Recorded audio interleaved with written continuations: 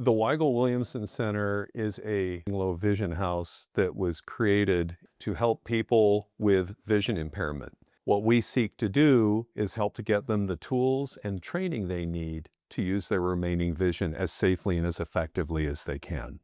We're interested in understanding the functional challenges that an individual is having using their vision to do the things they enjoy.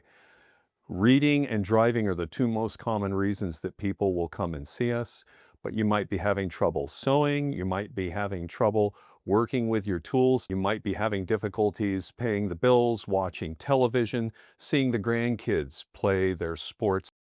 Much as I don't want to admit it, I am definitely low vision. I have age-related macular degeneration.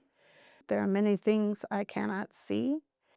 I was told there's no pill to make it better. There's no operation to make it better. All you can do is adapt to what you have. So I finally came to this low vision center. And then we work with resources and adaptations like magnifying tools, lighting, various filters, trying to understand what adaptations might help them to better function in daily living. So I will develop a rehabilitation plan for a patient, identifying all the areas where they need help and the resources that can help them. The occupational therapists at the center will then work with the patients implementing that plan. If the patients live in an area around Omaha, then the occupational therapist can also provide services in the patient's home.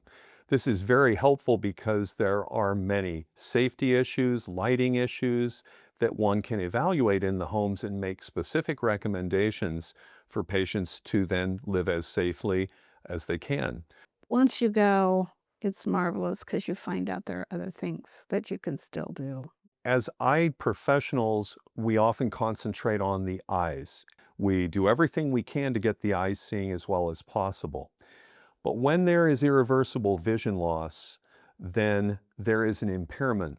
And actually, the only way that a patient can understand that impairment is there is if someone asks them, are you struggling to do day-to-day things with the glasses that you have?